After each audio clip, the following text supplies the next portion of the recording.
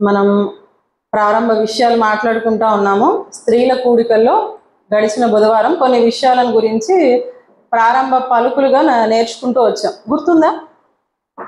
ఏం మాట్లాడుకున్నాం ఒక్కసారి ఎవరైనా ఒక్కళ్ళు? స్త్రీల కూడిక ఎందుకు, అసలు అంతే కదా. ఎందుకంటే స్త్రీల కూడికకు చేరి వస్తున్న మనకు ముందు తెలియాల్సింది ఏంటి అంటే, ఎందుకు స్త్రీల కూడిక అని మనకు తెలిస్తే దాన్ని మానక దేవుని సన్నిధి అనగానే పరుగున మన పనులు కూడా పక్కన పెట్టుకొని రావడానికి వీలుంటుంది.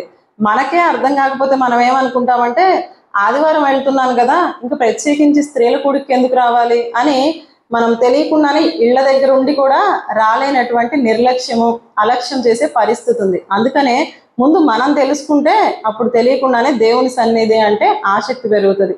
ఇంతకు ఎందుకు స్త్రీల కూడిక? దేవుడు ఒక బాధ్యతను అప్పగించాడు. ఏంటి ఆ బాధ్యత అంటే, మనం సామెతలు 14లో మనం చూసాం. మొదటి వచనంలో జ్ఞానవంతురాలు తన ఇల్లు కట్టుకుంటుంది. మరి ఇల్లు కట్టుకోవాలి అంటే ఏం కావాలి ప్రభువా అని మనం అడిగితే దేవుడు అంటున్నాడు, నీకు జ్ఞానం కావాలి. మరి జ్ఞానం ఎక్కడ దొరుకుతుంది? బుద్ధి జ్ఞాన సర్వ సంపదలో క్రీస్తునందు గుప్తమై ఉన్నాయంట. వాక్యమై ఉన్న క్రీస్తు ఈ లోకానికి వచ్చి మన కోసము ఎన్నో విలువైన మాటలను చెప్పి ఆయన ప్రాణాన్ని ఈ లోకంలో మన కోసం ధారపోసి దేవుడు మనకు రక్షణ ఇచ్చాడు. అంత మాత్రమే కాకుండా 66 పుస్తకాల జ్ఞాన గ్రంథాన్ని పరిశుద్ధాత్మ ప్రేరణతోటి మన చేతిలో పెట్టి మనం అక్కడ ఇక్కడ జ్ఞానం కోసం వెతికే పని లేకుండా ఆయన మన చేతిలో చక్కగా అమర్చాడు. కాబట్టి మనం ఏం చేయాలి? మనకంటే ముందు బ్రతికిన వాళ్ళ జీవితాలు చూస్తే మనం ఎలా బ్రతకాలి, ఎలా బ్రతకూడదు అన్న విషయాలను నేర్చుకుంటాం. అయితే అసలు అక్కడ ఇక్కడ ఎందుకు, ప్రారంభానికి వెళ్ళి ఆలోచిస్తే బాగుంటుందని మనం హబమ్మ గారి దగ్గర ఆగాము. దేవుడు ఎందుకు ఇల్లు కట్టుకోమంటున్నాడు? నీ ఇంటిని నువ్వు కట్టుకో అని ఎందుకు అంటున్నాడంటే, కట్టుకో అంటున్నాడంటే అర్థం చేసుకోవాల్సిన విషయం ఏంటంటే, ఎక్కడో కూలిపోయింది అనమాట. అర్థమైందన్న మాట. ఎప్పుడు కడతాము అమ్మా? నిలబెట్టు అన్నాం అనుకోండి. నిలబెట్టాలంటే దేన్ని నిలబెట్టాలి? నిలబడి ఉన్నదాన్ని నిలబెడతామా? పడిపోయిందాన్ని నిలబెడతాం, అంతేనా? ఇప్పుడు నా చైర్ గబుక్కున పడింది అనుకోండి, ఇప్పుడు ఏమంటాం మనం? ఆ కుర్చీని కొంచెం సరి చేయండో లేకపోతే నిలబెట్టండో అని అంటాం. అంటే పడిపోయింది కాబట్టే దాన్ని నిలబెట్టండి అని మనం మాట్లాడతాం. ఇప్పుడు దేవుడు కూడా అంటున్నాడు, నీవు ఇల్లు కట్టుకోవాలమ్మా అంటున్నాడు. మరి ఇల్లు కట్టుకోవాలంటున్నారంటే ఎక్కడైనా కూలిపోయిందా? కూలిపోయింది. ఎక్కడ కూలిపోయింది? ప్రారంభ కుటుంబంలోనే కూలిపోయింది. దేవుడు మనుషుల్లో చూడాలనుకుంటుంది ఏంటంటే, ఏకాంగులుగా చూడాలనుకోవట్ల మనిషిని. దేవుడు ఏకాంగులను సంసారులుగా చేసేవాడంట దేవుడు. అందుకనే ప్రారంభంలో దేవుడు ఆదాము గారిని చేసి ఒంటరిగా విడిచిపెట్టలేదు. ఏం చేశారు ఆయన కోసం? ఆయన కోసం జంటగా స్త్రీని ఏర్పాటు చేసి వారిద్దరిని కలిసి కుటుంబంగా ఉండాలని కోరుకున్నాడు. వాళ్ళను దీవించాడు కూడా. ఒకసారి ఆ దీవెన వచనాన్ని, ఆశీర్వచనాన్ని చూద్దాము. వచ్చేయండి ఆదికాండానికి. ఆదికాండము 1వ అధ్యాయము 28వ వచనాన్ని చూద్దాం. ఆదికాండము 1వ అధ్యాయము 28వ వచన భాగం. దేవుడు వారి ఆశీర్వదించెను. ఎట్లనగా, మీరు ఫలించి అభివృద్ధి పొంది విస్తరించి భూమిని నిండించి దానిని లోపరచుకొనుడి. దేవుని యొక్క ఉద్దేశం ఏంటంట? ఒంటరిగా ఉండకూడదంట, జంటగా ఉండాలి. జంటగా ఉన్న వాళ్ళని ఏమని చెప్పాను? మనం మాట్లాడుకున్నాం కదా. ఒక్కళ్ళుగా ఉంటే బ్యాచిలర్స్ అంటారు, ఇప్పుడు ఇద్దరుగా ఉంటే కుటుంబం అంటాం. ఇప్పుడు ఈ కుటుంబంతో మాట్లాడుతూ ఉన్నాడంటే దేవుడు, మీరు ఇలాగే ఉండటం కాదు, మీరు ఇద్దరుగానే ఉండటం నాకు ఇష్టం లేదు. ఏమవ్వాలి? మీరు ఇద్దరు, ముగ్గురు అవ్వాలి, లేదా నలుగురు అవ్వాలి. నేను మీకు ఏదైతే సామర్థ్యం ఇచ్చానో దాన్ని బట్టి, మీకు ఏర్పాటు చేసిన నియమాన్ని బట్టి మీరు పిల్లలను కని ఏం చేయాలి? ఇద్దరు ముద్దు, ముగ్గురు వద్దు అనే నియమావళి ఏం లేదు. మీరు విస్తరించగలిగినంత, ఓపుకున్నంత వరకు ఏం చేయాలమ్మా? విస్తరించాలి, భూమిని నిండించాలి అనేది దేవుని యొక్క ప్రణాళిక. అయితే ఇద్దరుగా ఉన్న వారి జీవితంలో మూడో వ్యక్తిగా దేవుడు ఎప్పుడైతే ఉన్నారో వారి కుటుంబం చాలా సంతోషంగా ఉంది కదా. దేవుడు ఎప్పుడైతే ఉన్నాడో అప్పుడు కుటుంబం బాగుందంట. కానీ ఎప్పుడైతే అపవాది ఎంటర్ అయిపోయాడో ఆ కుటుంబం ఏమైపోయింది? మనకు పెద్దగా దాని గురించి పరిచయం అక్కర్లేదు కదా. ప్రారంభంలో ఏదేనులో కుటుంబం నాశనం అయిపోవడానికి కారణం ఎవరు అంటే, అపవాది సర్పాన్ని ప్రేరేపించి లేదా సర్పాన్ని వాడుకొని హవ్వమ్మ గారితో మాటలు కలపటాన్ని బట్టే కుటుంబం ఏమైపోయింది, కూలిపోయింది. అయితే ప్రారంభంలో ఉన్నటువంటి స్త్రీమూర్తి చేసిన తప్పిదాలేంటి? ఆ తప్పుల్ని కనుక మనం తెలుసుకుంటే మనం కూడా మన కుటుంబంలో అట్టి రీతిగా ప్రవర్తించుకున్నాం అంటే నా కుటుంబం కూడా కట్టబడుతుంది కదా అన్న ఒక భయం రావడానికి, అన్న విషయం మనం నేర్చుకోవడానికి ఆ హవ్వమ్మ గారి జీవితం దగ్గరికి వస్తూ ఉన్నాం. అయితే మొన్నటి దినాన మనం ఏం నేర్చుకున్నాం? ఏం చేయకూడదని నేర్చుకున్నాం? అతిగా మాట్లాడకూడదు. ఎవరితో మాట్లాడకూడదు? అతిగా మాట్లాడకూడదు. ఓకే, ఎవరితో మాట్లాడకూడదు? నేను మీకు మొన్న అదే చెప్పాను, నా గొర్రెలు నా స్వరం వింటాయని ప్రభువైన యేసుక్రీస్తు వారు చెప్పారు. దేవుని సహవాసంలో దేవుని మాటలు విన్నంత వరకు మన కుటుంబాలు బాగుంటాయి. ఏమా, ప్రతి చల్లపూట దేవుడు వచ్చాడంట. ఎప్పుడైనా గొడవలు జరిగినాయా? ఆదాము గారికి కానీ హవ్వమ్మ గారికి కానీ? మనకి ఇంకా బాగా తెలిసిన విషయం ఏంటంటే హవ్వమ్మ గారిని ఏదైనా తోటలోకి తీసుకొచ్చిన తర్వాత వెంటనే ఆదాము గారు ఏమన్నారు? దేవుడు చెప్పాడా, నీకు ఒక భార్యను తెచ్చానయ్యా, ఇదిగో ఈమె అన్నాడా? ఏమన్నారు ఆదాము గారు? నా ఎముకలలో ఒక ఎముక, నా మాంసంలో మాంసము, నరుల్లో నుంచి తీయబడింది కాబట్టి నారి. ఆ చెప్పడంలో ఆయన ఇంటెన్షన్ ఎలా ఉంటుందంటే నాదే, ప్రభు నీదే అన్నాడా? ఆమెను తీసుకువచ్చాడు. గాఢ నిద్రలో ఆయనకు ఒక మంచి సర్జరీ జరిగిందంట. బాగా మత్తులో ఉన్నారు, సర్జరీ జరిగిపోయింది. ఇప్పుడు ఒక స్త్రీ వచ్చి ఆయన ఎదుట నిలవబడింది. దేవుడు తీసుకొచ్చి ఆయన ముందు నిలవబడితే నీ భార్య అయ్యా అని చెప్పలా దేవుడు. చెప్పాడా? ఎవరన్నారు? నా భార్య, నాది అన్నాడు. కానీ దేవునితో ఉన్నంత వరకు నాది, నా కుటుంబం అనుకున్న వీళ్ళు ఏమైపోయారు తెలుసా? పాపం చేశాక ఏమనుకుంటున్నారు ఇప్పుడు? అంతా నీ వల్లే. అంతేనా? ఎందుకు తప్పు చేశావు, ఎందుకు తినవద్దన్న పండు తిన్నావంటే ఏం మాట్లాడారు ఆదాము గారు? నా భార్య అనలేదు. ఇప్పుడు మాటల్లో తేడా వచ్చింది, చూసారా? మాటల్లో తేడా వచ్చింది. కుటుంబాల్లో ఏమి మొదలైనట్టుగా అనిపిస్తాయి? విభేదాలు మొదలయ్యాయి. అవునా కదా? ఇప్పటిదాకా దేవుడు తీసుకొచ్చి దేవుడు వాళ్ళ మధ్యలో వాళ్ళ కుటుంబంలో ఉన్నంత వరకు నా భార్య, నాది, నా కుటుంబము అనుకున్న పరిస్థితి నుంచి ఎప్పుడైతే అపవాది ఎంటర్ అయిపోయిందో ఇప్పుడు ఏమనుకుంటున్నారు? అంతా నువ్వే చేసావు, నీ వల్ల ఇదంతా. ఇవేనా మాట్లాడుకుంటుంది? అయితే ఆమె చేసిన పొరపాటులో కేవలం అదొకటేనా? ఇంకేం చేసిందో ఒకసారి చూద్దాం. వచ్చేయండి, ఆదికాండము 3వ అధ్యాయము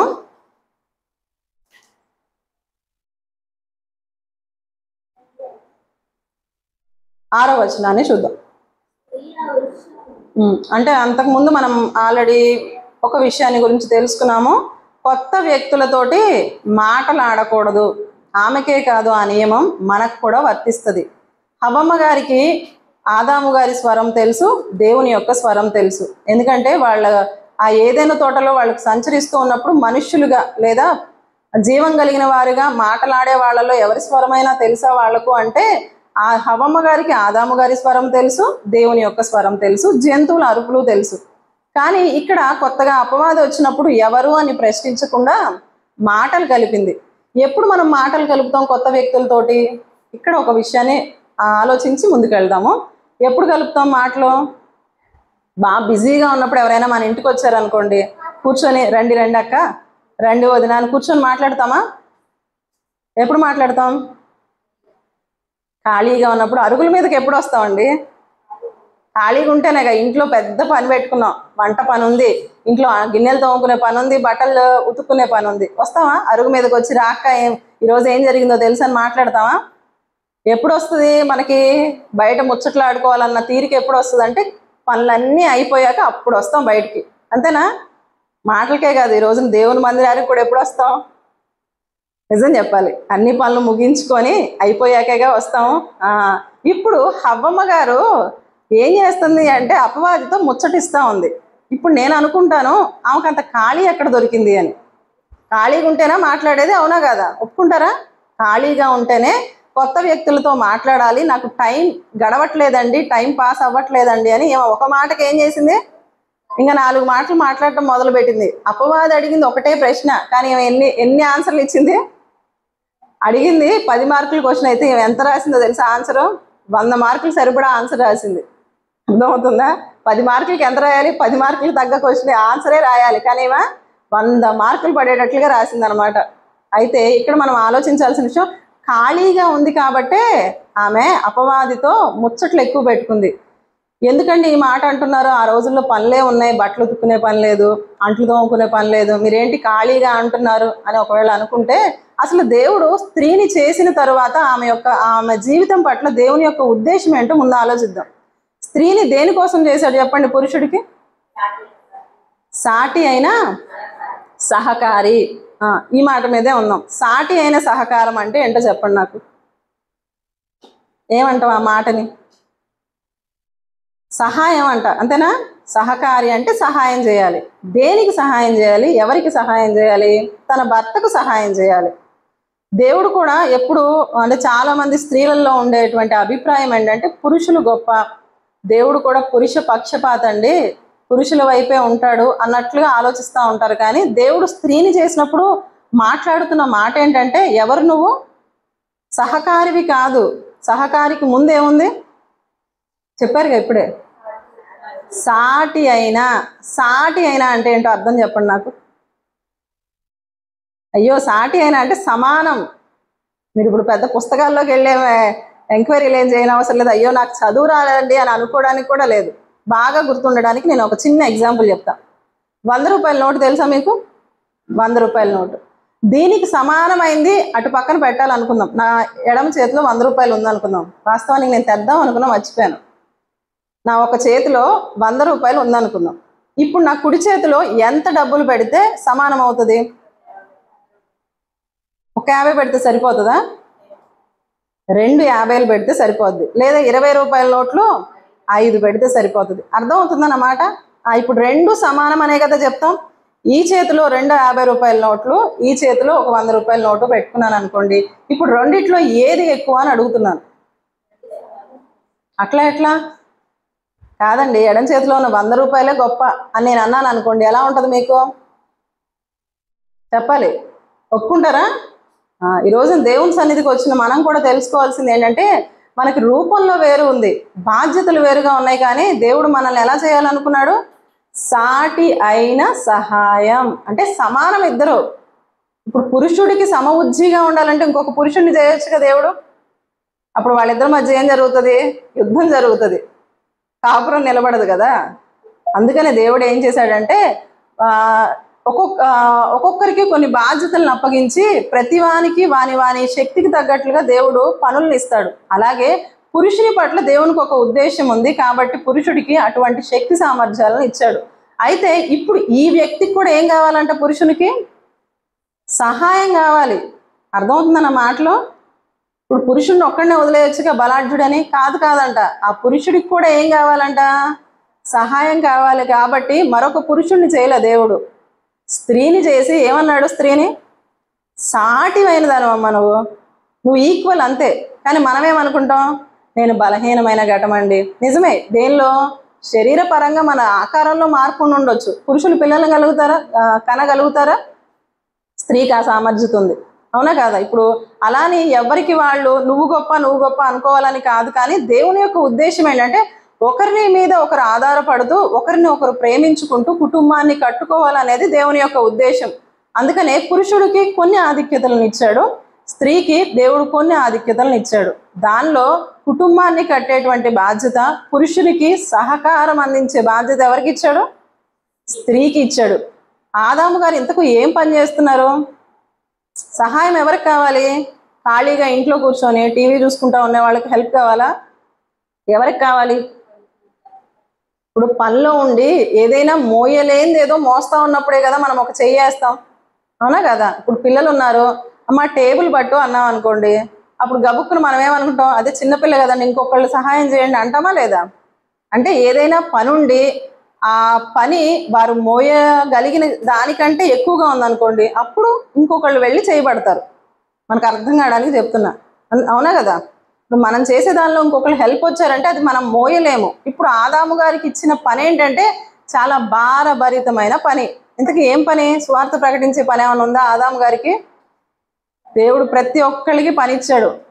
ఈ లోకంలో సామెతలు 16:4 మనం చూస్తాం, యెహోవా ప్రతి వస్తువును దాని పని నిమిత్తం కలుగజేశాడంట. ఈ సృష్టిలో ఉన్న ప్రతి ఒక్క వస్తువుకి పని ఉన్నట్లుగా మనుషులకు కూడా దేవుడు పని పెట్టాడు. ప్రారంభ మానవుడైన ఆదాము గారికి కూడా పని ఉంది. ఇందుకు ఏంటి ఆ పని చెప్పండి? సమస్త భూజంతువులకు పక్షులకు పేర్లు పెట్టాలి. ఇంకా పేర్లు ఒకటేనా? ఇంకేమైనా పని ఉందా? సరే రండి, ఆదికాండము 2వ అధ్యాయము.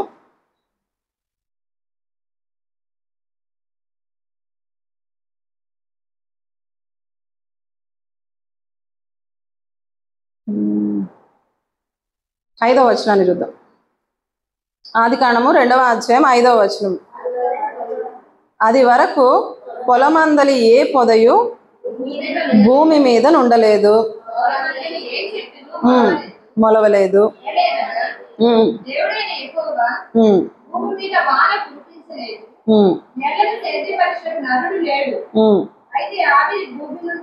క్షమించాలి, కొంచెం మనం ఏం చేద్దామంటే 15వ వచనానికి వద్దాం. మేము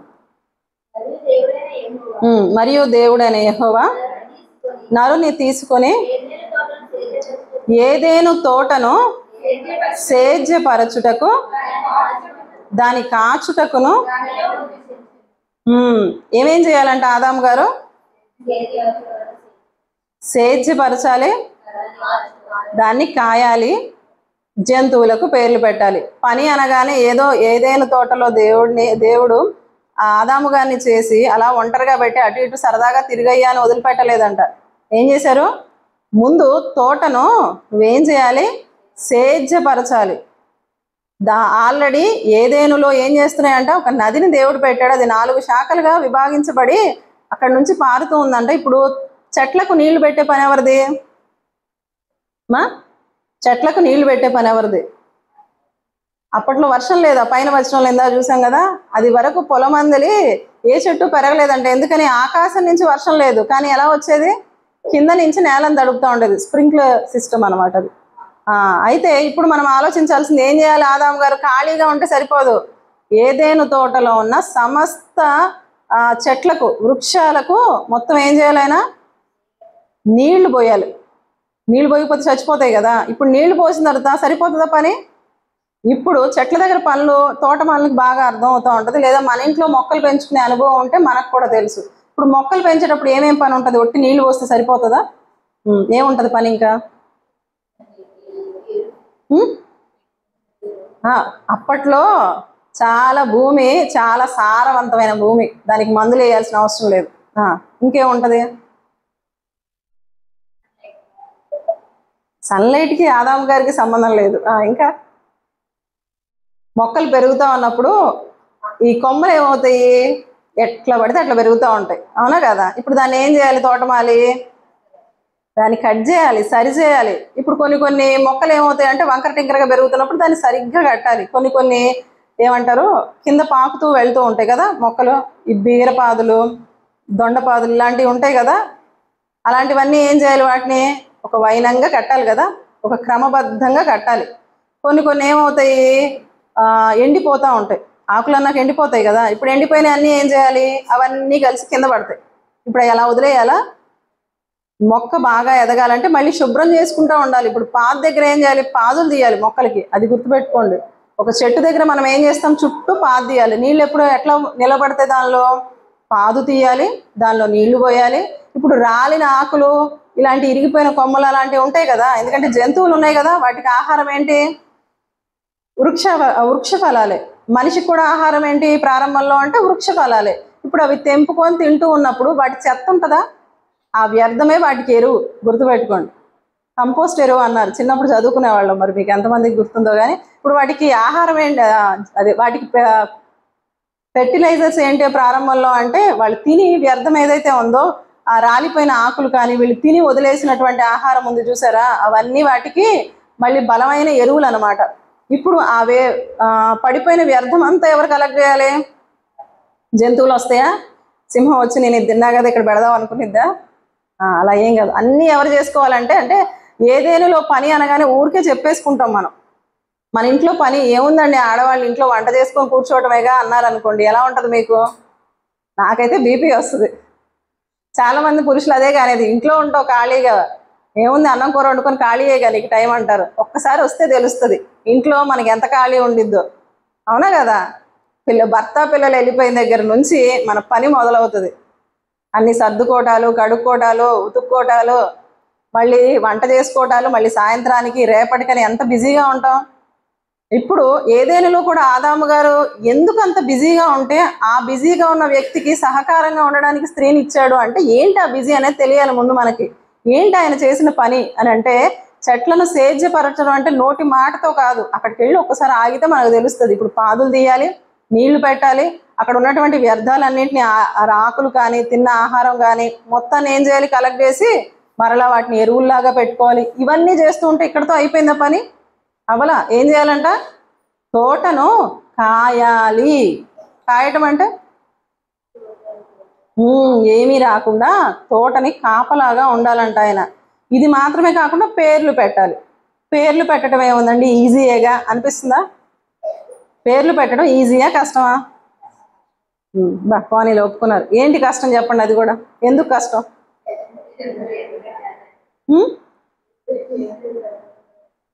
మనం ఎప్పుడు అదే అనుకుంటాం, పెట్టిన పేరు పెట్టకుండా అని. నేనేమనుకుంటాను తెలుసా, అసలు భాషే లేని రోజున ఇప్పుడు లిపిని ఎవరు తయారు చేయాలి? అర్థమవుతుందా? ఇప్పుడు మనకి అక్షరాలు ఉన్నాయి, తెలుగు భాషకి అక్షరాలు ఉన్నాయా, ఇంగ్లీష్కి ఉన్నాయా? ఇప్పుడు అవన్నీ వచ్చాక అప్పట్లో లిపి ఉందా? ప్రారంభంలో ప్రతి భాషకు ఒక లిపి ఉంటుంది. ఈవెన్ గుడ్డి వాళ్ళకు కూడా ఒక లిపి ఉంది, బ్రెయిలీ లిపి అంటాము. ఇప్పుడు మనకు కూడా తెలుగో, హిందీయో, ఇంగ్లీష్ ఇవన్నీ ఉన్నప్పుడు ప్రారంభంలో అక్షరాలు నేర్చుకుంటాం. ఇవన్నీ నేర్చుకున్న తర్వాత అక్షరాలు నేర్చుకొని తర్వాత పదాలు నేర్చుకొని అక్కడి నుంచి మాట్లాడటం మొదలు పెడతాం, పేర్లు పెట్టడం మొదలు పెడతాం. ఇప్పుడు భాష ఎక్కడి నుంచి మొదలవ్వాలి? ఆయనకి ఆల్రెడీ ఆయనకంటే ముందు భాష ఉందా? ఇప్పుడు ఆల్ఫాబెట్స్ అన్నీ ఎవరు నేర్చుకోవాలి? ఆదాము గారు సమకూర్చుకొని ఆయన నేర్చుకొని ఇప్పుడు పేర్లను పెట్టుకోవాలి. పేర్లు పెట్టడమే కష్టం. అంటే మీరు అన్నది ఆన్సర్ కరెక్టే, కానీ పేర్లు పెట్టాలంటే అసలు ముందు ఆయనకి పేర్లు తెలియాలిగా.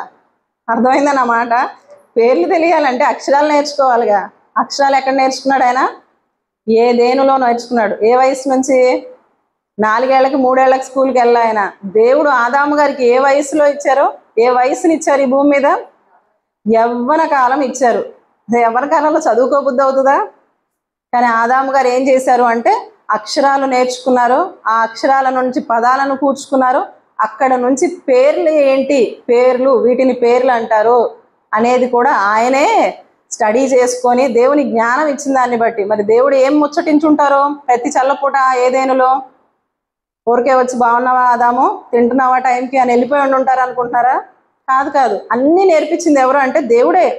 అదే మనకు అక్కడ రాయబడకపోయినా జ్ఞానం ఇచ్చింది దేవుడే. ప్రతి చల్లపూట వారితో సంభాషిస్తూ ముచ్చటిస్తుంది దేవుడే, అన్నీ నేర్పిస్తుంది కూడా దేవుడే. అలా మొట్టమొదట వాళ్ళకి ఏం నేర్పించాడంటే వ్యవసాయం ఎలా చేసుకోవాలో దేవుడు వాళ్ళకి నేర్పించాడు. తోటను ఎలా కాయాలో నేర్పించారు. అంత మాత్రమే కాకుండా ఇప్పుడు పేర్లు పెట్టాలంటే చదువు కూడా నేర్పించింది ఎవరు? చదువు ఎవరు నేర్పించారు మనిషికి? దేవుడే నేర్పించాడు. ఇప్పుడు చదువుకొని ఇప్పుడు పేర్లను పెట్టడం మొదలు పెట్టాడంట. ఇప్పుడు పెట్టిన పేరు పెట్టకుండా పెట్టాలి. మనం పెడతామా? మా అబ్బాయికి పేరు పెట్టడానికి 6 నెలలు టైం తీసుకున్నారు మా వారు.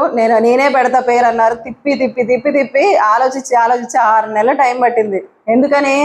ఎవ్వరు ఏమంటారు, మన చుట్టూ ఎక్కువగా వినిపించే పేరు నాకు వద్దు, ఏదైనా స్పెషల్గా పెట్టాలని వెతికి వెతికి వెతికి వెతికి వెతికి అక్కడక్కడ వినిపించే పేరు అని వెతుక్కొని కెవిన్ అని పెట్టాడు.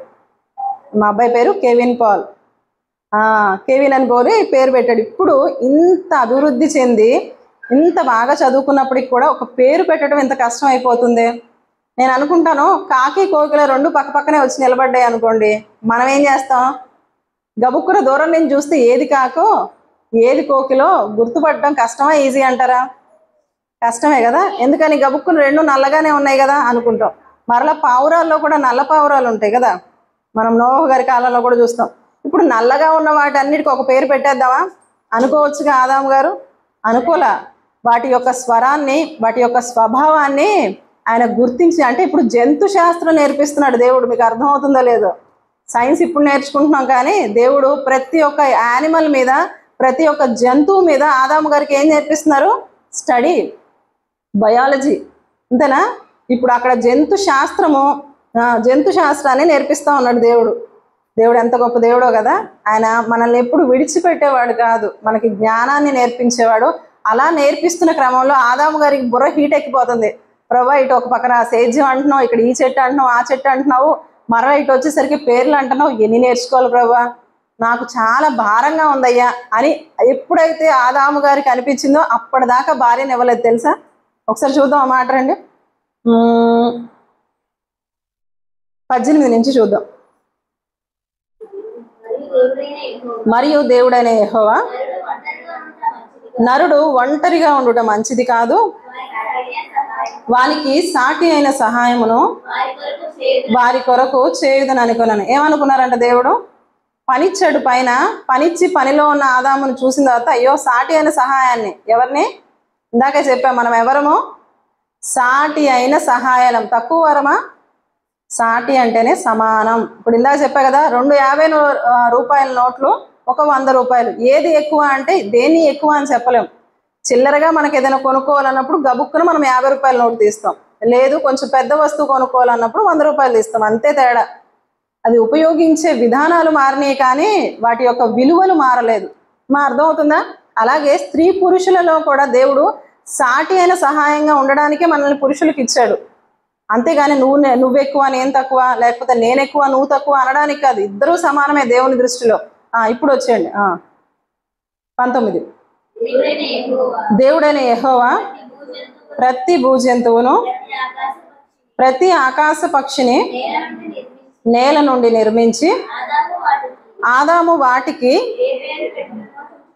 ఏ పేర్లు పెట్టునో చూచుటకు అతని యొద్దకు వాటిని రప్పించెను.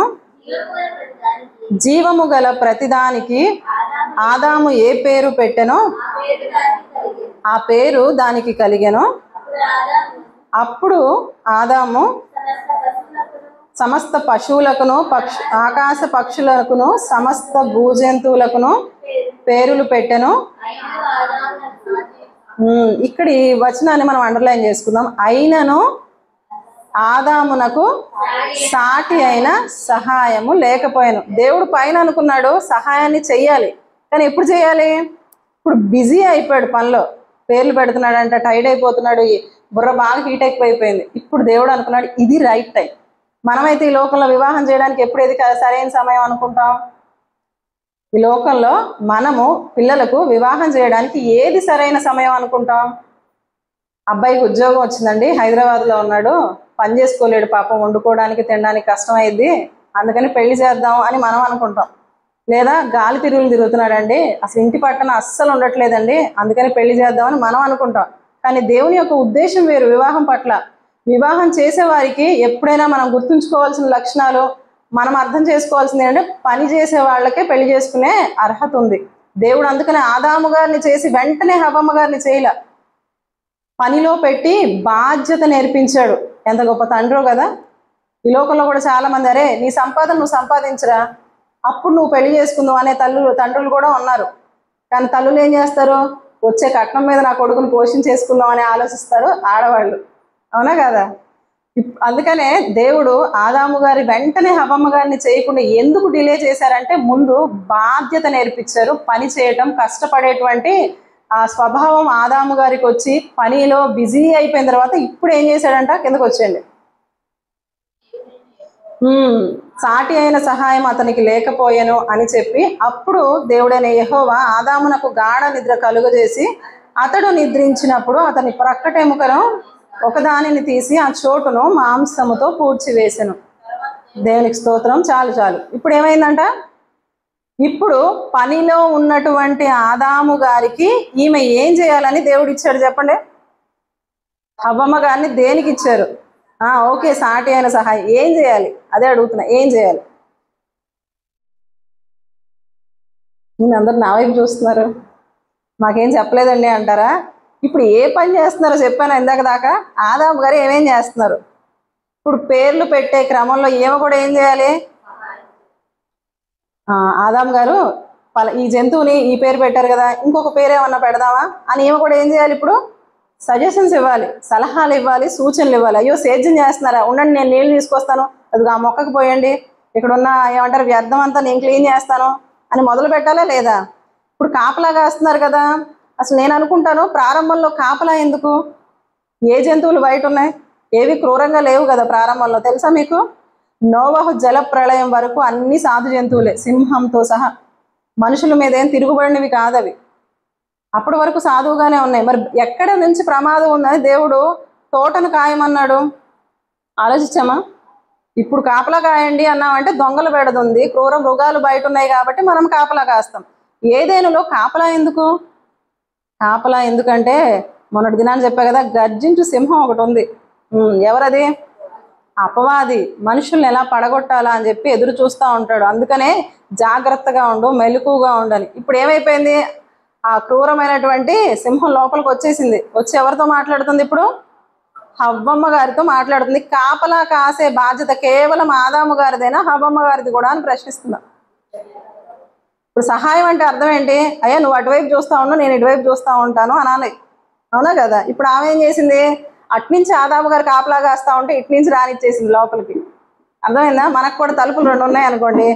కొన్నిసార్లు పిల్లలు అర్ధరాత్రి వస్తారు, భర్త ఏమో ఎక్కడ కోపడతారని తల్లులు ఏం చేస్తారమ్మా? అరే నువ్వు సైలెంట్గా ఉండరా, మెయిన్ డోర్ క్లోజ్ చేస్తాను, నువ్వు ఎట్నుంచి రావాలి? వెనక తలుపు ఉంది కదా, లేదా పక్కన తలుపు ఉంది కదా, అట్నుంచి వచ్చేనానా నువ్వు లోపలికని. తల్లి ప్రేమ కదా. చక్కగా వాడు తాగొచ్చినా తిరిగి వచ్చినా అర్ధరాత్రి అయినా కూడా లోపలికి పిలిచి చక్కగా భోజనం పెట్టి లోపలికి పంపిస్తాం, భర్తకి తెలియకుండా. ఈ రోజుల్లో జరుగుతున్న పరిస్థితి అది. కానీ ప్రారంభంలో కూడా హవ్వమ్మ గారు ఏం చేశారంటే, భర్తకి సహకారంగా ఉండాలి కదమ్మా నువ్వు కూడా. ఆయన కాపలా కాస్తుంటే నువ్వు కూడా ఏం చేయాలి? కొత్త వ్యక్తులు కానీ కొత్త జీవరాశులు కానీ ఏదైనా వచ్చి నీ కళ్ళ పడినప్పుడు నువ్వేం చేయాలి? భర్తతో చెప్పాలి, భర్తతో సంభాషణ చేయాలి. భర్త నిర్ణయం తీసుకున్న తర్వాత ఇద్దరూ కలిసి మాట్లాడుకొని ఒక డెసిషన్కి రావాలి. కానీ ఏమేం చేసింది? కొత్త స్వరం వినపడగానే ఆయనతో ముచ్చటించడం మొదలు పెట్టింది. అంటే పని బాట లేకుండా ఉంటేనే ముచ్చట్లు పెట్టింది. ప్రారంభంలో అదే కదా మనం మాట్లాడుకున్నాం. ఎప్పుడు ముచ్చట్లు ఆడతామంటే పని లేనప్పుడు. కానీ ఈమెం చేసింది? పని ఉంది వాళ్ళకి వాస్తవానికి. ఆ పని అంతా ఏం చేసింది? పక్కన పెట్టేసి ఖాళీగా ఉంది. కాబట్టి ఆడవాళ్ళకి కానీ ఎవరికైనా, పురుషులు కానీ స్త్రీలు కానీ గుర్తుకు పెట్టుకోవాల్సిన విషయం ఏంటంటే, ఖాళీగా ఉండడానికి ఇష్టపడకూడదు. ఖాళీగా ఉంటే సోమరములు అయిపోతాం. ఖాళీగా ఉంటే అపవాదికి దొరికేస్తాం. ఆ టైంలోనే బాగా ఆలోచించండి. ఖాళీగా ఉన్న టైంలో బుర్రలో లేనిపోని ఆలోచనలు కదులుతాయా లేవా? మనం ఏం ఆలోచించకూడదు అనుకుంటాం. మా అత్త ఉందే, మా వదిన ఉందే, మా తోడికోడలు ఉందే, నన్ను ఇంత మాట అంటదా, అసలు నేను ఆ మాటని ఎందుకు నేను తీసుకున్నాను, నేను ఎందుకు 4 అడగలేదు, ఎలా ఈసారి రాని ఇంటికి 1కి 4 పెట్టి పంపిస్తా అనుకుంటావా లేదా? ఎప్పుడు వస్తే? బాగా ఇంట్లో చుట్టాలందరూ రద్దీగా ఉండి చేతి నిండా పని ఉన్నప్పుడు వస్తాయి ఆలోచనలు. పని ఉంటే అసలు బుర్ర ఖాళీగా ఉండదండి. గబగమ్మో ఈ పని చేసుకోవాలి, మనకు 2 గంటలే టైం ఉంది, పనికి వెళ్ళిపోవాలి, ఇంకా నీకు అంట్లు ఉన్నాయి, బట్టలు ఉన్నాయి, వంట చేసుకునే పని ఉంది. తిరుగుతుందా బుర్రలో? మీ అత్త పక్క నుంచి అరుస్తూ ఉన్నా కూడా జాలే ఆమె ఎటు వాక్కుంటానే ఉండిద్ది అని చెప్పి మనం ఏం చేస్తాం? ముందు గబగబా పనులు చేసుకోవాలి, భర్త వస్తాడు లేదా పిల్లలు వస్తారని పనులు చేసుకునే హడావుల్లో ఉంటాం. కానీ ఖాళీగా కూర్చొని చూడండి, అమ్మలక్కలతో ముచ్చట్లు పెట్టుకొని ఫలానా ఇంట్లో ఏం జరిగింది, ఫలానా వారి జీవితంలో ఏం జరిగింది, ఏంటి మీ ఆయన ఏదో లేటుగా వస్తున్నట్టున్నాడు అని అన్నారనుకోండి, మన మనసు ఊరుకునిద్దేగా. ఇప్పుడు ఇంటికి రాగానే అడిగి కడిగి పడేయాలని రెడీగా ఉంటాం. మాటలు, అందుకే నేను మొన్న కూడా చెప్పాను, మాట్లాడే విషయంలో జాగ్రత్తగా ఉండాలి. మనం నోటి మాటలను అదుపులో పెట్టుకోవాలి. చాలామంది ఏం చేస్తారంటే ప్రారంభంలో కుటుంబాన్ని పడగొట్టడానికి అపవాది వాడుకుంది మాటే, అవునా? ఒక మాటే. ఏదైనా తినకూడదా ఈ తోట చెట్ల ఫలాల్లో? తప్పేమనిపిస్తుంది? తప్పేమని ఉందా దానిలో? తప్పేం లేదు. ఇప్పుడు పక్కింటి వాళ్ళు కూడా కూర్చొని ఏమ్మా మీ ఆయన ఏంటి ఏదో ఈ మధ్య లేటుగా వస్తున్నట్టున్నాడు అని ఆమె వెళ్ళిపోతుంది మాట్లాడేసి. మనం ఏం చేస్తాం దాని గురించి?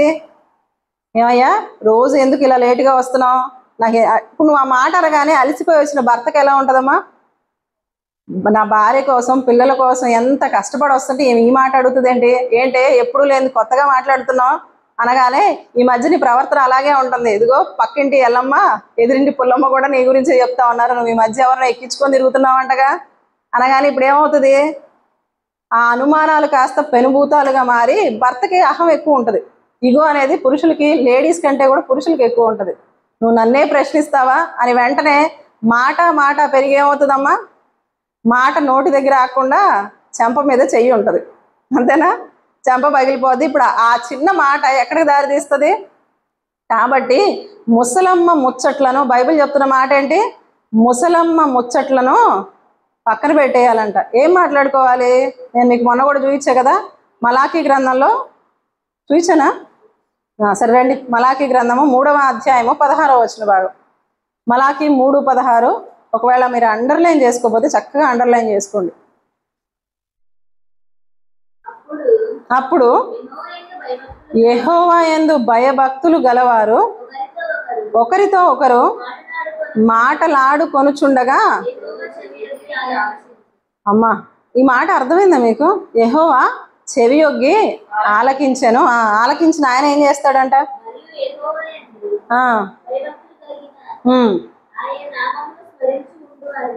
ఆయన నామమును స్మరించుచుండు వారికి జ్ఞాపకార్థముగా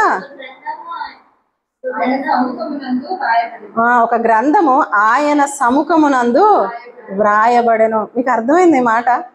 అర్థం కాలేదు. మనం అరుగుల మీద కూర్చోనో లేకపోతే ఫోన్లు ఖాళీగా ఉన్నాను ఫోన్లు తీసుకొని మాట్లాడుకుంటా ఉంటే దేవుని దృష్టిలో పడుతుందో లేదో తెలియదు, కానీ దేవుని సన్నిధిలో లేదా మనమే 2-3గా కూర్చున్నప్పుడు దేవుని మాటల గురించి, పలానా భక్తురాలి జీవితంలో ఎలా అయింది, పలానా ఆమె జీవితంలో ఏమైంది, విశ్వాస వీరుల జీవితాల్లో ఎలా అయింది, దేవుడు అలాంటి గొప్ప కార్యం చేశాడంట అని దైవీకమైన సంగతులను గురించి మనం మాట్లాడుకుంటూ ఉంటే దేవుడు ఏం చేస్తాడంట? వాళ్ళు ఏదో ముచ్చట్లాడుకుంటున్నారులే అని వదిలేస్తాడా? ఏం చేస్తాడంట? చెవి యొగ్గి ఆలకించును అని ఉంటది. మీకు అర్థమైందా?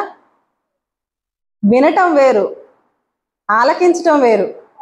చెవి యొగ్గి ఆలకించటం వేరు. మీకు రాయబడ్డ పదజాలాన్ని బట్టి భావం మారిపోతుంది. ఇంకా బాగా చెప్పాలంటే మీకు ఇక్కడ గొడవలు జరుగుతూ ఉంటాయి ఇళ్లలో. ఎక్కడ లేవండి గొడవలు అంటారా? ఇప్పుడు పక్కింట్లో కాకుండా మీ పక్క లైన్లో గొడవ జరుగుతుంది అనుకోండి, మీకు వినపడుతుందా? ఏదో గొడవ జరుగుతున్నట్టు ఉండిద్ది. ఇప్పుడు మనం ఏం చేస్తాం? అయ్యో పాపం ఎందుకు గొడవ జరుగుతుందో వెళ్ళి వాళ్ళని సమాధాన పరుస్తాం అనుకుంటామా? ఏం చేస్తాం? ఏం జరుగుతుందో వినాలని అమ్మో ఎదురుగా వెళ్ళామనుకో, అక్క మళ్ళీ నన్ను గుర్తుపెట్టుకునిద్దని చెప్పి ఇక్కడి నుంచి మనకి ఒళ్ళంతా చెవి అయిపోద్ది. ఇక అర్థమైందా? అప్పుడు అనుకుంటావు, ప్రభా ఎందుకు ప్రభా 2 చెవులే ఇచ్చావు, ఇంకా బాగా వినిపించేటట్టుంటే బాగుండేమోనని ఇక్కడే ఉంటాము, గోడలకు చెవానిస్తాం. లేదా గాల్లో ఎగిరెగిరి చూస్తా ఇక మన ఒళ్ళంతా ఏమైపోయింది? కళ్ళు కాదు ఇప్పుడు చెవి అయిపోతుంది. ఈ చెవితోటి ఏం చేస్తామంటే అక్కడెక్కడో వినపడుతుంది, తొంగి తొంగి చూస్తా ఇక మనం పక్కన ఏం జరుగుతుంది మనకు అవసరం లేదు, అక్కడ ఏం జరుగుతుందా అని మొత్తం మన ఏకాగ్రత అంతా అక్కడ పెడతాం. చూసారా? చెవి ఒగ్గటం అంటే అది. అర్థమైందా? ఇప్పుడు పరలోకం నుంచి దేవుడు ఏం చేస్తాడంట? ఇక ఎవ్వరు మాటలు మాట్లాడడానికి ఇప్పుడు పక్క నుంచి దేవదూతలు అంటారు పరిశుద్ధుడు పరిశుద్ధుడు పరిశుద్ధుడు అంటే ఇక వాటి మీద ఉండదంట దేవుడికి. ఎవరి మీద ఉంటుంది? ఇప్పుడు నా బిడ్డలు నా గురించి మాట్లాడుకుంటున్నారు, దైవీకమైన సంగతులను గురించి వాళ్ళు మాట్లాడుకుంటున్నారు. అరే వెంటనే రాసే. ఏం పేరు నాన్న నీ పేరు?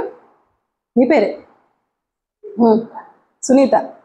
ఇప్పుడు ఏమనుకుంటాడు దేవుడు? అరే సునీత చూడు చక్కగా నా మందిరానికి వచ్చింది, అదిగో పలానా అమ్మాయితో ఇలా మాట్లాడింది. వాళ్ళిద్దరు పేర్లు ఏం చేయాలి? ముందు వెంటనే పుస్తకం తెచ్చి రాసే. పిల్ల చూడు చాలా జ్ఞానవంతురాలుగా ఉంది, నా కోసం వచ్చింది అని చెప్పి దేవుడు ఏం చేస్తాడంటే ఇప్పుడు చెవి యొగ్గి వినటం మాత్రమే కాకుండా చక్కగా మన పేర్లను పుస్తకాల్లో రాయడానికి దేవుడు ఇష్టపడతాడంట. దేవునికి స్తోత్రం. మీకు మాట అర్థమైందా? కనుక మన మాటలు ఎవరితో మాట్లాడాలి?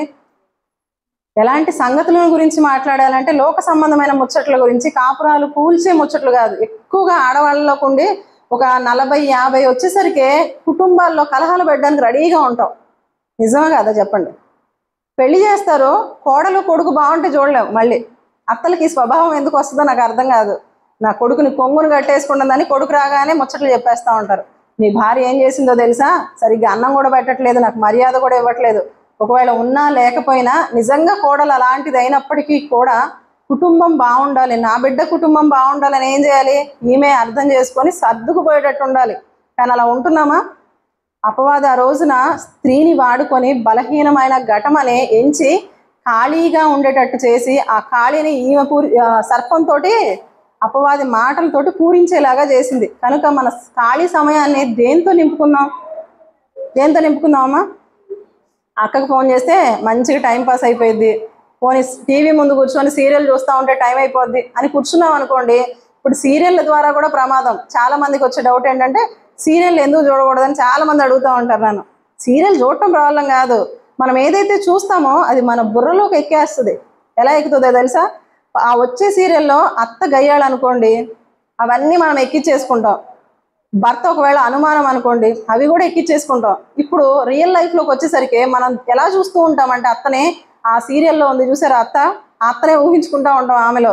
ఇప్పుడు వెంటనే అమ్మో నా అత్త కూడా గయ్యాళిదే, లేదా మా తోడి కోడళ్ళు కూడా ఇలాగే ఉంటారేమో, వీళ్ళని మనం వాళ్ళకంటే ముందుగా మనం కూడా వాళ్ళని 4 మాటలు అనాలని ముందే ప్రిపేర్ అయిపోతూ ఉంటాం. చూడటం ఏం తప్పు కాదు, కానీ అది చూస్తున్నది ఏమవుతుందంటే మన మైండ్లో కూర్చొని మనల్ని అలా మౌల్డ్ చేసేస్తూ ఉంటుంది. సినిమాలు చూసి, సీరియళ్ళు చూసి దొంగతనాలు చేసిన వాళ్ళు ఉన్నారు, కుటుంబాలను కూల్చుకున్న వాళ్ళు ఉన్నారు అనుమానంతో. ఆ టీవీలు చూసి ఏమంటారు భర్తలను చంపిన వాళ్ళు లేరా? ఇప్పుడు అంతా అదే న్యూస్ నడుస్తుంది కదా. ఆడవాళ్ళు ఎందుకని ఇలా తయారయ్యారు? ఒకప్పుడు భార్యను హింసించిన భర్తల గురించి విన్నాం, అవునా కదా? అప్పట్లోనే గృహహింస కేసులు పెట్టేవాళ్ళు ఇలాంటి పరిస్థితులు ఉన్నాయని. కానీ ఈ రోజున ఏమైపోయింది? భార్య బాధితుల సంఘం ఏర్పడిపోయింది. కారణం ఏంటి అంటే జ్ఞానం కలిగి కుటుంబాన్ని కట్టుకోవాల్సిన స్త్రీ అజ్ఞానంతో తన కుటుంబాన్ని కూల్చుకుంటూ మూఢురాలుగా మారిపోయింది. కనుకనే స్త్రీల కూడిక అనేది మనకు చాలా ప్రాముఖ్యమైన విషయం. టైం ఇప్పటికే అయిపోయింది కాబట్టి ఈ రోజుకి ఇక్కడతో ముగించేసుకుందాం. అయితే ఆమె చేసిన పొరపాటులో మరొకటి ఏంటంటే తన సమయాన్ని ఏం చేసిందమ్మా? ఖాళీగా పెట్టుకుంది. ఆ ఖాళీని ఎవరితో పూరించింది? దేవుని మాటలతో పూరించలా, అపవాది మాటలతోటి ఎక్కిచ్చేసుకుంది బుర్రకు. ఆ మాటల ద్వారా తన మనస్సును చెరిపేసుకొని తన కుటుంబాన్ని కూల్చేసుకుంది. కనుక మన జీవితంలో ఖాళీ సమయం ఏదైనా ఉంది అంటే ఆ సమయాన్ని దేవుని మాటలతోటి, దేవుని సన్నిధిలో, దేవుని బిడ్డల సహవాసంలో కనుక మనం ఉంచుకోగలిగితే దేవుడు ఏం చేస్తాడంటే మలాకి 3:16 చూసాం, మనం మాట్లాడుకుంటూ ఉంటే, మనం ముచ్చటిస్తూ ఉంటే దేవుడు పరలోకం నుంచి చెవి యొగ్గి వింటాడంట. వినటం మాత్రమే కాకుండా విని విడిచిపెట్టకుండా ఆయన ఏం చేస్తాడంట? మన కోసం ఒక గ్రంథాన్ని తెప్పించి జ్ఞాపకార్థంగా మన పేర్లన్నీ రాస్తాడంట. ఎంత గొప్ప విషయం కదా. ఆధార్లో మన పేరు లేకపోయినా పర్లేదు, ఓటర్ ఐడిలో మన పేరు లేకపోయినా పర్లేదు, కానీ దేవుడు రాస్తున్నాడు చూసారా, ఆ జీవ గ్రంథంలో, జ్ఞాపకార్థ గ్రంథంలో మన పేర్లు ఉండడం ఎంత గొప్ప ధన్యత అండి. కనుక అట్టి ధన్యకరమైనటువంటి జీవితాలను మనం కలిగి అట్టి సహవాసంలో మనం ఉండాలని కోరుకుంటూ నా మాటల్ని ముగిస్తా ఉన్నాను. రాబోయే దినాల్లో ఆమె జీవితంలో ఇంకా ఎలాంటి పొరపాట్లు చేసింది అన్న విషయాల గురించి దేవుని చిత్తమైతే మనం మాట్లాడుకుందాం. చిన్న మాట ప్రార్థన. పరిశుద్ధుడా